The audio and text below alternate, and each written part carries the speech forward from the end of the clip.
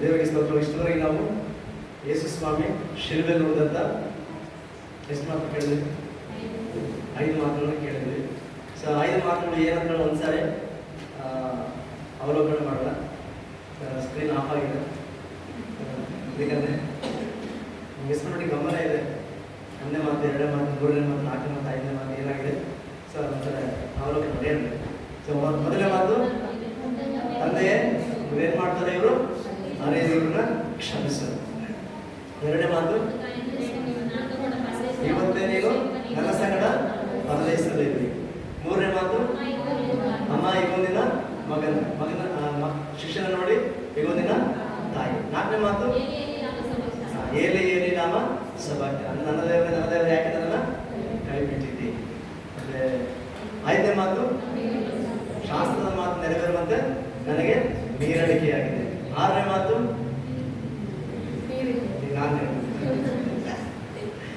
Hallelujah. ದೇವರಿಗೆ ಸ್ತೋತ್ರಗಳು. ಮೊದಲನೇದಾಗಿ ಈ ಸಮಯದಲ್ಲಿ ನಾನು ನಿಲ್ಲಿಸ್ತಂತ ದೇವರಿಗೆ ಸ್ತೋತ್ರ ಸಲ್ಲಿಸ್ತಾರೆ. ಅವಕಾಶ ಮಾಡಿಕೊಟ್ಟಂತ ಅಣ್ಣವ್ರಿಗೂ ಅಕ್ಕನವ್ರಿಗೂ ಒಂದನ್ನು ತಿಳಿಸ್ತಾ ಇದ್ದಾರೆ. ಸೊ ದೇವರಿಗೆ ಸ್ತೋತ್ರವಾಗಲಿ. ಮತ್ತು ಇದುವರೆಗೆ ನಾವು ಕೇಳಿಸ್ಕೊಂಡಂಥ ವಾಕ್ಯ ಸಂದೇಶದಲ್ಲಿ 5 ಮಾತುಗಳನ್ನು ಕೇಳಿಸ್ಕೊಂಡಿದ್ದೇವೆ. ಆ 5 ಮಾತುಗಳಲ್ಲಿ ಎಕ್ಸ್ಟ್ರಾಕ್ಟ್ ಮಾಡಿರೋದು ಕೆಲವು ವಿಷಯ ನಾನು ಹೇಳ್ಬಿಟ್ಟು ಮುಂದಕ್ಕೆ ಹೋಗಿ ಇಷ್ಟಪಡ್ತಿದ್ದೇನೆ. ನಾವು ಮತ್ತೊಂದು ಸಲ ಅವಲೋಕನ ಮಾಡಿದಾಗ ಮೊದಲ ಮಾತಲ್ಲಿ ಮುಖ್ಯವಾಗಿ ನಾವು ಗಮನಿಸಿದ್ವಿ. ಆ ಮಾತಲ್ಲಿ ನಾವು ಆ ಶಿಲುಬೆ ಏನು ತೋರಿಸುತ್ತೆ ಮುಖ್ಯವಾಗಿ ಕಂಡುಬರುವಂಥ ವಿಷಯ. ದೇವರು ನಮ್ಮನ್ನು ಕ್ಷಮಿಸಿದ್ದು ಆ ನೇರವಾದ ಕಂಬ ತೋರಿಸಿದ್ರೆ, ಅಡ್ಡವಾಗಿರೋ ಕಂಬ ನಮಗೂ ಜವಾಬ್ದಾರಿ ಇದೆ. ನಮ್ಮೊಂದಿಗೆ ಇರ್ತಕ್ಕಂಥ ಮನುಷ್ಯರು ನಾವು ಕೂಡ ಕ್ಷಮಿಸಬೇಕು. ಆಗಲೇ ಆ ಕ್ಷಮಾಪಣೆ ಕಾರ್ಯ ಶಿಲುಬೆ ಆ ಹೊಡೆದಂಥ ಮಾತಿಗೆ ಅರ್ಥ ನಮ್ಮ ಜೀವನಗಳು ಬರ್ತದೆ. ಆ ಮುಖ್ಯವಾದ ವಿಷಯ ನಾವು ನೋಡಿದ್ವಿ. ಮತ್ತು 2ನೇ ಮಾತಿನಲ್ಲಿ ಇಬ್ಬರಿಗೂ ಸಮಾನದ ಅವಕಾಶ ಇತ್ತು. ಬಳಸ್ಕೊಂಡಿದ್ರೆ ಇಬ್ಬರಿಗೂ ಅವಕಾಶ ಒಂದು ರಕ್ಷಣೆ ಸಿಗ್ತಾ ಇತ್ತು. ಆದರೆ ಒಬ್ಬ ವ್ಯಕ್ತಿ ಬಳಸ್ಕೊಂಡು ಮತ್ತೊಬ್ಬ ವ್ಯಕ್ತಿ ಬಳಸ್ಕೊಳ್ಳಿಲ್ಲ. ಇವತ್ತು ನಾವು ಯಾವ ಒಂದು ಸ್ಥಾನದಲ್ಲಿ ನಮ್ಮನ್ನು ಪರೀಕ್ಷೆ ಮಾಡ್ಕೋಬೇಕು ಅನ್ನೋದನ್ನು ನೋಡಿದ್ವಿ. 3ನೇ ಮಾತಿನಲ್ಲಿ ಜವಾಬ್ದಾರಿ, ತಾಯಿ ಕಡೆಗಿರೋ ಜವಾಬ್ದಾರಿಯನ್ನ, ಶಿಷ್ಯನ ಕಡೆಗಿರೋ ಜವಾಬ್ದಾರಿಯನ್ನ ಅದನ್ನು ಪೂರೈಸಿರೋದ್ರಲ್ಲಿ ನೋಡ್ತೀವಿ. ನಾವು ಕೂಡ ನಮ್ಮ ಜೀವಿತದ ಜವಾಬ್ದಾರಿಯನ್ನ ನಾವು ಕೂಡ ಹೊತ್ಕೊಂಡಿದ್ದೀವಿ. ಕ್ರೈಸ್ತ ಜೀವಿತ ಅಂತಕ್ಕಂಥದ್ದು ಅದು ಒಂದು ತಮಾಷೆ ಅಲ್ಲ, ಆಶಮಾಷೆ ಅಲ್ಲ, ಅಂದ್ರೆ ಜವಾಬ್ದಾರಿಯಿಂದ ಕೂಡಿರುವಂಥ ಜೀವಿತ. ನಾವು ಕೂಡ ಜವಾಬ್ದಾರಿ ನಿರ್ವಹಿಸಬೇಕು ಅನ್ನೋದನ್ನ ನಾವು ಕಲ್ತ್ಕೊಳ್ತಾ ಇದ್ದೀವಿ. ಸೊ ಮತ್ತೆ 4ನೇ ಮಾತಿನಲ್ಲಿ ದೇವರಿಂದ ಆಗಿರುವಂಥ ನಾವು ನಿತ್ಯತ್ವಕ್ಕೂ ಕೂಡ ದೇವರಿಂದ ಕೈ ಹಿಡಿಯಲ್ಪಡುವಂತೆ ನಮ್ಮ ಒಂದು ಅಗಲುವಿಕೆಯನ್ನು ಆತನು ಅನುಭವಿಸಿದ್ದಾನೆ ಎಂಬುದಾಗಿ ನಾವು ನೋಡಿದ್ವಿ. ಸೊ ಅದಕ್ಕೋಸ್ಕರ ಆತನು ಒಂದು ಕ್ಷಣ ಕಾಲ ನಮಗೋಸ್ಕರ ಆತನು ಆ ಅಗಲುವಿಕೆಯನ್ನು ತಂದೆಯಿಂದ ಅನುಭವಿಸಬೇಕಾಯ್ತು. ಯಾಕಂದ್ರೆ ನಾವು ತಂದೆಯಿಂದ ಕೈ ಹಿಡಿಯಲ್ಪಡಬೇಕಾಗಿ. ಮತ್ತು 5ನೇ ಮಾತನ್ನ ನೋಡಿದ್ವಿ. ಸೊ ಅದ್ಭುತವಾದ ಸಂದೇಶವನ್ನು ಕೇಳಿಸ್ಕೊಂಡಿರೋದಂದ್ರೆ ಆತನ ದಾಹ ತೀರಿಸಬೇಕು. ಹಾಗಾದ್ರೆ ಸಾಧಾರಣವಾಗಿ ನೀರು ಕೊಟ್ಟು ದಾಹ ತೀರುತ್ತಲ್ಲ, ಇದು ಶಾರೀರಿಕ ದಾಹ ಅಲ್ಲ, ಆತ್ಮಿಕ ದಾಹ ಅಂತ ನಾವು ಕೇಳಿಸ್ಕೊಂಡಿದ್ವಿ. ಆ ದಾಹ ತೀರಬೇಕಂತಂದ್ರೆ ಒಳ್ಳೆ ಎಕ್ಸಾಂಪಲ್ ಕೊಟ್ಟರೆ ಏನಂದ್ರೆ ಸಮರಯ ಸ್ತ್ರೀ ಅಲ್ವಾ. ಸೊ ಸಮರಯ ಸ್ತ್ರೀ ಯಾವ ರೀತಿ ಜನರನ್ನ ಯಶಸ್ವಿ ನಡೆಸಿದ್ದು, ಸೊ ಹಾಗೆ ನಾವು ಕೂಡ ಇತರ ದೇವರಿಗೆ ನಡೆಸುವಾಗ ಆತನಿಗಿರುವ ಆತ್ಮೀಯ ದಾಹ ನಾವು ಕೂಡ ತೀರಿಸುವರಾಗಿರ್ತೀವಿ. ಮತ್ತೆ ನಾವು ದಿನನಿತ್ಯ ಎಷ್ಟು ಮಟ್ಟಿಗೆ ಆತನ ದಾಹ ತೀರಿಸಲಿಕ್ಕೆ ನಾವು ಪ್ರಯತ್ನ ಪಡ್ತಾ ಇದ್ದೀವಿ ಎನ್ನುವಂಥ ವಿಷಯವನ್ನ ನಮಗೊಂದು ಪ್ರಶ್ನಾರ್ಥಕವಾಗಿ ಆ ಮಾತು ಸಂದೇಶವಾಗಿ ನಾವು ಕೇಳಿಸ್ಕೊಂಡಿದ್ದೀವಿ. ಈಗ ಯೇಸು ಸಂಶಯದಲ್ಲಿ ನೋಡುವಂಥ 6ನೇ ಮಾತು, ಯೋಹಾನ ಬರೆದ ಸುವಾರ್ತೆ 19ನೇ ಅಧ್ಯಾಯ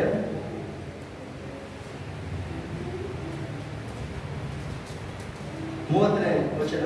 ಯೋಹಾನ ಬರೆದ ಸುವಾರ್ತೆ 19:30ನೇ ವಚನ. ಯೇಸು ಆ ಹುಡುಗ ಸಲನ್ನು ತಕ್ಕೊಂಡ ಮೇಲೆ ತೀರಿತು ಎಂದು ಹೇಳಿ ತಲೆಬಾಗಿಸಿ ಆತ್ಮವನ್ನು ಒಪ್ಪಿಸಿಕೊಂಡನು.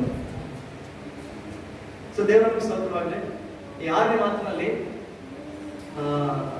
ಒಂದು ವಿಷಯವನ್ನು ನಾವು ಗಮನಿಸ್ತಾ ಇದ್ದೀವಿ. ಏನಂತಂದ್ರೆ ಇಂಗ್ಲಿಷಲ್ಲಿ ಈಸ್ ಫಿನಿಶ್ಡ್ ಅನ್ನೋದು ಮಾತು ನೋಡ್ತೀವಿ. ಸೊ ಈ ಒಂದು ಪ್ರತಿಯೊಂದು ಮಾತಿನ ಮುಂದೆ ಒಂದು ಅದ್ಭುತವಾದ ವಿಷಯಗಳಲ್ಲಿ ನಾವು ನೋಡ್ತೀವಿ. ಅದು ಭಾಳ ಚೆನ್ನಾಗಿದೆ, ಅದ್ಭುತದ ಕಾಣಿಸ್ತಾ ಇದೆ. ನಾವು ನೋಡಿದಾಗ ಭಾಳ ಅರ್ಥಗರ್ಭಿತವಾಗಿ ಅನಿಸ್ತು. ಸೊ ನೋಡಿ, ಮೊದಲನೇ ಮಾತಿಗೆ ಅಲ್ಲಿ ಏನಂದ್ರೆ ಸ್ಟಾರ್ಟಿಂಗ್ ಅಂದರೆ ಕ್ಷಮೆ, 2ನೇ ಮಾತಿಗೆ ಮೋಕ್ಷದ ಒಂದು ಭರವಸೆ, 3ನೇ ಮಾತಿಗೆ ಪ್ರೀತಿ, 4ನೇ ಮಾತಿಗೆ ಯಾತನೆಯಿಂದ ಕೂಡಿರುವಂಥ ಒಂದು ಕೂಗು ಯಾತನೆ, 5ನೇ ಮಾತು ಬಾಯಾರಿಕೆ, 6ನೇ ಮಾತು ವಿಜಯ. ಹಾಲೆಲೂಯಾ. ಸೊ ದೇವರಿಗೆ ಸ್ತೋತ್ರವಾಗಿ. ಸೊ ಈ 6ನೇ ಮಾತು ನಾವು ಏನು ಮುಖ್ಯವಾಗಿ ಗಮನಿಸ್ತೇವೆ ಅಂತಂದ್ರೆ, ಶಿಲುಬೆಯಲ್ಲಿ ಆತನು ಜಯದ ಕೇಕೆಯನ್ನ ಹಾಕ್ತಾ ಇರೋದು ನಾವು ನೋಡ್ತಾ ಇದ್ದೀವಿ. ಸೊ ಅಲ್ಲಿ ಬರೇ ನೇರವಾಗಿ ನೋಡಿದ್ರೆ ತೀರಿತು ಅಂತಂದ್ರೆ ಅಲ್ಲಿ ಏನು ಜಯ ಐತಪ್ಪ ಅಂತ ಅನಿಸ್ತದೆ. ಅದು ನಿಜವಾಗ್ಲೂ ಆಲೋಚನೆ ಮಾಡಿದ್ರೆ ಸೊ ಅಲ್ಲಿ ಜಯದ ಒಂದು ಕೇಕೆ ಆಗಿದೆ. ಅದು ಏನು ಆ ಜಯದ ಕೇಕೆ ಆಗಿದೆ ಅಂತಂದ್ರೆ ಒಂದು ಸ್ವಲ್ಪ ಆಲೋಚನೆ ಮಾಡೋಣ. ಒಂದು ರನ್ನಿಂಗ್ ರೇಸ್ ಅಲ್ಲಿ ಒಂದು ದೇಶದ ಕಡೆಯಿಂದ ಅಥವಾ ರೆಪ್ರೆಸೆಂಟ್ ಮಾಡುವಂತ ವ್ಯಕ್ತಿಗಳು ನಿಂತಿರ್ತಾರಲ್ಲ, ಸೊ ಅವರಿಗೆ ಒಂದು ಫಿನಿಶಿಂಗ್ ಲೈನ್ ಇರ್ತದೆ ಅಲ್ಲ.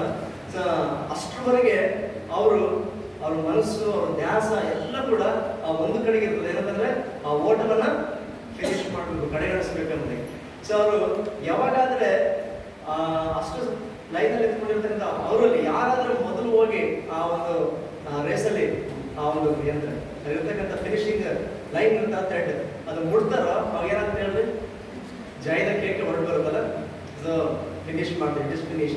ಸೊ ಅದೇ ರೀತಿಯಲ್ಲಿ ಇಲ್ಲಿ ಕೂಡ ನಾವು ಗಮನಿಸ್ತೇವೆ ಆ ತಾಳಂತ ಮಾತಿನಲ್ಲಿ ಆ ಒಂದು ಜಯ.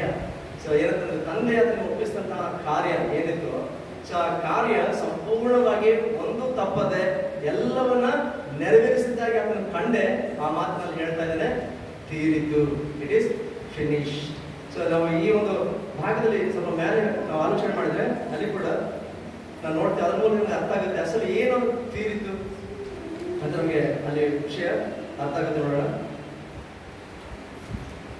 19ನೇ ಅಧ್ಯಾಯ 28ನೇ ವಚನ. ಇದಾದ ಮೇಲೆ ಯೇಸು ಈಗ ಎಲ್ಲ ತೀರಿತೆಂದು ತಿಳಿದು ಶಾಸ್ತ್ರದ ಮಾತು ನೆರವೇರುವಂತೆ ನನಗೆ ನೀರಡಿಕೆ ಆಗಿದೆ ಅಂದನು. ಅಲ್ಲಿ ಹುಳಿರಸ ತುಂಬಿದ ಗಡಿಗೆ ಇಟ್ಟಿರಲಾಗಿ ಅವರು ಸ್ಪಂಜನ್ನು ಹುಳಿರಸದಿಂದ ತುಂಬಿಸಿ ಹಿಸ್ಸೋಪ್ ಗಿಡದ ಹೊರಗೆ ಸಿಕ್ಕಿಸಿ ಆತನ ಬಾಯಿಗೆ ಮುಟ್ಟಿಸಿದರು. ಯೇಸು ಆ ಹುಳಿರಸವನ್ನು ತಕ್ಕೊಂಡ ಮೇಲೆ ತೀರಿತು ಎಂದು ಹೇಳಿ ತಲೆಬಾಗಿಸಿ ಆತ್ಮವನ್ನು ಒಪ್ಪಿಸಿಕೊಟ್ಟನು. ಇಲ್ಲಿ ನಾವು ಗಮನಿಸಿದ್ರೆ ನಾವು ವಿಷಯ ನಮಗೆ ಅರ್ಥ ಆಗುತ್ತೆ. ಯೇಸು ಸ್ವಾಮಿಯ ಮರಣ ಅದೆಷ್ಟು ಮಾತ್ರ ಕೂಡ ಆಕಸ್ಮಿಕ ಅಲ್ಲ. ಸೊ ಈಗಾಗಲೇ ಮುಂಚಿತವಾಗಿ ಪೂರ್ವ ನಿರ್ಧರಿಸಲ್ಪಟ್ಟಂತದ್ದಾಗಿತ್ತು. ಶಾಸ್ತ್ರದಲ್ಲಿ ಮುಂಚಿತವಾಗಿ ಎಲ್ಲವೂ ಬರೆಯಲ್ಪಟ್ಟಿತ್ತು. ನಾವು ಕೆಲವು ವಿಷಯ ನೋಡ್ಕೊಂತ ಬಂದು ಕೀರ್ತನೆಯಲ್ಲಿ ದಾವೀದನು ನೀಡಿದಂತಹ ನುಡಿಗಳೆಲ್ಲ ಕೂಡ ಯಾಕೆ ನಿಜವಾಗಿ ಆಲೋಚನೆ ಮಾಡಿದ್ರೆ ದಾವೀದನು ಯಾವತ್ತೂ ಕೂಡ ಆ ಒಂದು ಬಾಧೆ ಅನುಭವಿಸಿದ ನಮಗೆ ಅರ್ಥ ಆಗಲ್ಲ, ಗೊತ್ತಿಲ್ಲ. ಆದ್ರೆ ಅದೆಲ್ಲ ಕೂಡ ಪ್ರವಾದನಾತ್ಮಕವಾಗಿ ಮುಂದಾಗಿ ಆತನಿಗೆ ಸಂಭವಿಸುವಂತಹ ವಿಷಯಗಳು ಏನಿದವೋ ಅದ್ರ ಕುರಿತಾಗಿ ಅದನ್ನ ಒಂದು ಮಾತನಾಡಿದ್ದಾನೆ. ಸೊ ದಾವೀದನ ಮೂಲಕ ದೇವರು ಬಾಯಿನ ಮಾತ್ರ ಹೊರಡಿಸಿದ್ದಾನೆ. ದಾವೀದನ ಬಗ್ಗೆ ಬೈಬಲ್ ಒಂದು ಅದ್ಭುತವಾದ ಮಾತಿದೆ. ನಮಗೆಲ್ಲರಿಗೂ ಗೊತ್ತಿರುವಂತ ವಿಷಯ ಏನಂತಂದ್ರೆ ದಾವೀದ ಯಾರು ಅಂತಂದ್ರೆ ನಮ್ಗೆ ಏನು ಫಸ್ಟ್ ಮೈಂಡ್ ಬರೋದಿಲ್ಲ. ದಾವೀದ ಯಾರು? ಕಿಂಗ್ ಆಫ್ ಇಸ್ರೇಲ್ ಅಷ್ಟೇ ಅಲ್ಲ. ಸೊ ಇಸ್ರೇಲ್ನ 2ನೇ ರಾಜ, ಕಿಂಗ್ ಅಂತ ನಮಗೆ ಮನಸ್ಸಿಗೆ ಬರುತ್ತೆ. ಆದ್ರೆ ಯಾವತ್ತಾದ್ರೂ ದಾವೀದನ ಬಗ್ಗೆ ಅಥವಾ ಪ್ರವಾದಿ ಅಂತ ನಾವು ಆಲೋಚನೆ ಮಾಡಲಿಲ್ಲ. ಆದ್ರೆ ಅಪೊಸ್ತಲರ ಕೃತ್ಯಗಳಲ್ಲಿ ಪೇತ್ರ ಕುರಿತು ಮಾತನಾಡಿ ಹೇಳ್ತೇನೆ ಅಂದ್ರೆ ದಾವೀದ ಪ್ರವಾದಿಯಾಗಿದ್ದು ತನ್ನ ಕಾಲದವರಿಗೆ ಸೇವೆ ಮಾಡ್ದ. ಯಾವ ರೀತಿ ಸೇವೆ ಮಾಡ್ದ ಅಂತಂದ್ರೆ ಮುಂಚಿತವಾಗಿ ಕ್ರಿಸ್ತನ ಶರೀರ ಮರಣವನ್ನ ಯಾತ್ರೆಯನ್ನು ಕಂಡು ಅದ್ರ ಕುರಿತು ಅದನ್ನು ಮಾತನಾಡಿದ ಪ್ರವಾದಾತ್ಮಕವಾಗಿರುವುದನ್ನು ಅಪೊಸ್ತಲರ ಕೃತ್ಯಗಳಲ್ಲಿ ಪೇತ್ರನ ವಿಷಯಪಡಿಸಿ ಹೇಳ್ತಾನೆ. ಸೊ ಹಾಗಾದ್ರೆ ದಾವೀದ ಅದು ಬರೇ ಅರಸರು ಮಾತ್ರ ಅಲ್ಲ, ಅದನ್ನು ಪ್ರವಾದಿಸ. ಸೊ ಅದರಲ್ಲಿ ಪ್ರವಾದನ ಆತ್ಮ ಮೂಲಕವಾಗಿ ಅದು ಮಾತನಾಡಿದ ವಿಷಯಗಳಲ್ಲಿ ಕೀರ್ತನೆಯಲ್ಲಿ 19ನೇ ಕೀರ್ತನೆಯಲ್ಲಿ 22ನೇ ಕೀರ್ತನೆಯಲ್ಲಿ ಯೇಸು ಸ್ವಾಮಿ ಶರೀರ ಮರಣದ ಕುರಿತು ಅದನ್ನು ಮಾತನಾಡೆಲ್ಲ ನೋಡುತ್ತೇವೆ. ಶಾಸ್ತ್ರದಲ್ಲಿ ಬರಲ್ಪಟ್ಟ ವಿಷಯಗಳು ನಾವು ಒಂದ್ಸರಿ ಗಮನಿಸಿದ್ರೆ ಪೌಲನು ಬರೆದವರು ಬರೆದ ಪತ್ರಿಕೆಯಲ್ಲಿ ನೋಡ್ರಿ 15ನೇ ಅಧ್ಯಾಯದಲ್ಲಿ ಆ ವಿಷಯ ನಾವು ಓದ್ತೇವೆ. 15ನೇ ಅಧ್ಯಾಯ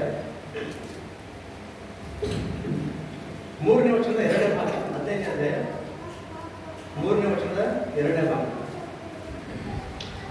ಅದು ನಾನು ಸಹ ಕಲಿತುಕೊಂಡದೆ. ಅದೇನೆಂದರೆ ಶಾಸ್ತ್ರದಲ್ಲಿ ಮುಂತಿಳಿಸಿರುವ ಪ್ರಕಾರ ಕ್ರಿಸ್ತನು ನಮ್ಮ ಪಾಪಗಳ ನಿವಾರಣೆಗಾಗಿ ಸತ್ತನು, ಹೂಣಲ್ಪಟ್ಟನು, ಶಾಸ್ತ್ರದ ಪ್ರಕಾರವೇ 3ನೇ ದಿನದಲ್ಲಿ ಎಬ್ಬಿಸಲ್ಪಟ್ಟನು.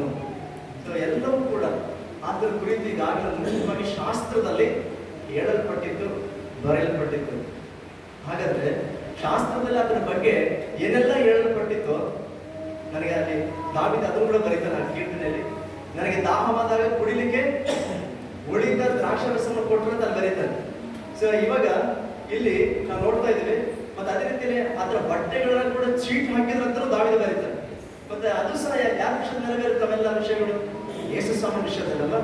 ಸೊ ಅದ್ರ ಶಿಲ್ಪೆ ಹಾಕಲ್ಪಡೋದಕ್ಕೆ ಮುಂಚೆ ಅದರ ಬಟ್ಟೆಗಳನ್ನ ಅವರು ಚೀಟ್ ಹಾಕಿ ಪಾಲು ಮಾಡ್ಕೊಳ್ತಾರೆ.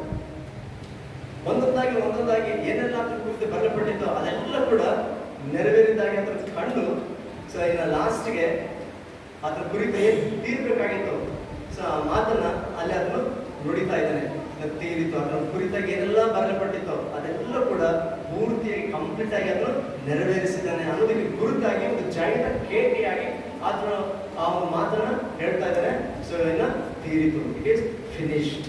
ಹಾಗಾದ್ರೆ ಅದನ್ನು ತೀರಿತು ಅಂತ ಹೇಳಿದಾಗ ಮುಖ್ಯವಾಗಿ ಅಲ್ಲಿ ಎರಡು ವಿಷಯಗಳು ನಾವು ಗಮನಿಸಬಹುದು. ಏನು ತೀರಿತು ಅಂತಂದ್ರೆ ಆದ್ರೆ ಲೋಕಕ್ಕೆ ಬಂದಂತ ಉದ್ದೇಶ, ರಕ್ಷಣಾ ಕಾರ್ಯ, ಸೊ ಅದ್ರ ಕುರಿತಾಗಿ ಶಾಸ್ತ್ರದಲ್ಲಿ ಏನೆಲ್ಲ ಬರಲ್ಪಟ್ಟಿತ್ತು, ಮನುಷ್ಯ ರಕ್ಷಣೆಗಾಗಿ ಅದನ್ನೆಲ್ಲ ಮಾಡಬೇಕಾಗಿತ್ತು. ಸೊ ಯಜ್ಞದ ಕುರಿಯಾಗಿ ಹೌದಲ್ವಾ. ಸೊ ಸ್ನಾನಿಕನಾದ ಯೋಹಾನ ಯೇಸು ಸ್ವಾಮಿಯನ್ನು ನೋಡಿದಾಗ ನೋಡ್ರಿ ಆ ಮಾತೆಷ್ಟು ಅದ್ಭುತವಾಗಿದೆ. ನಾವು ಗಮನಿಸಿದ್ರೆ ಆಕ್ಚುಲಿ ಯೇಸು ಸ್ವಾಮಿಯ ಸೇವನೆ ಪ್ರಾರಂಭ ಮಾಡಿಲ್ಲ, ಒಂದು ಅದ್ಭುತವೂ ಮಾಡಿಲ್ಲ, ಉಪದೇಶನೂ ಮಾಡಿಲ್ಲ.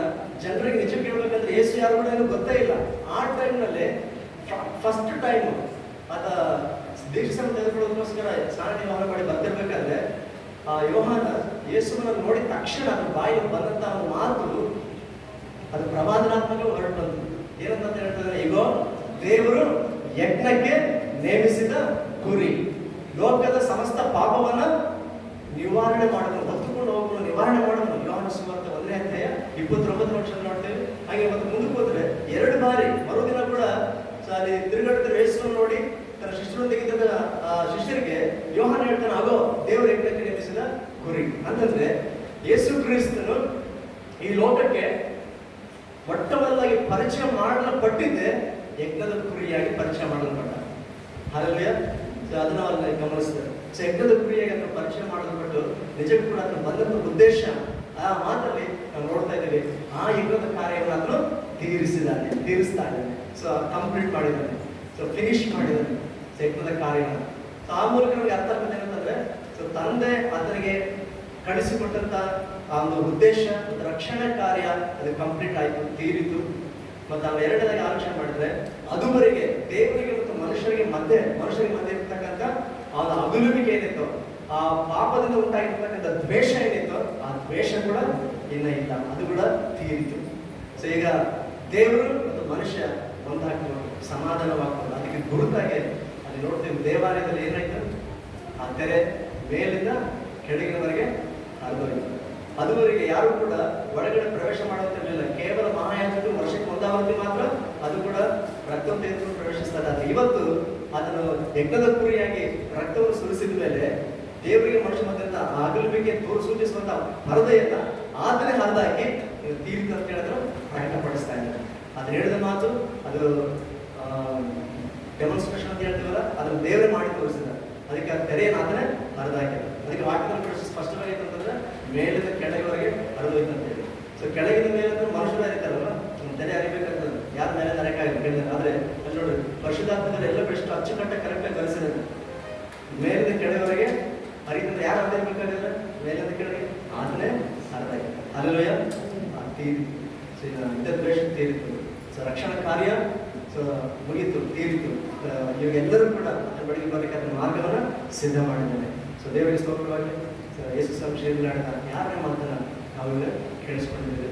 ಸೊ ನಮ್ಮ ಜೀವಿತದಲ್ಲಿ ಕೂಡ ಆತನ ಮಾಡಿದ ಕಾರ್ಯವನ್ನು ನೆನಪಿಸ್ಕೊಳ್ತಾ ನಾವು ಕೂಡ ಆತನ ಬಳಿಗೆ ಯಾವಾಗಲೂ ಕೂಡ ಆತನ ರಕ್ಷಣಾ ಕಾರ್ಯವನ್ನು ನೆನಪು ಮಾಡ್ಕೊಂಡವರಾಗಿ ಕೃಪಾಸನದ ಬಳಿಗೆ ನಾವು ಕೂಡ ನೇರವಾಗಿ ಹೋಗುವಂತಹ ಕೃಪೆಯನ್ನು ದೇವರು ಕೊಟ್ಟಿದ್ದಕ್ಕೆ ಯಾವಾಗ ದೇವರಿಗೆ ಸ್ತೋತ್ರವನ್ನು ಸಲ್ಲಿಸ್ತಾರೆ.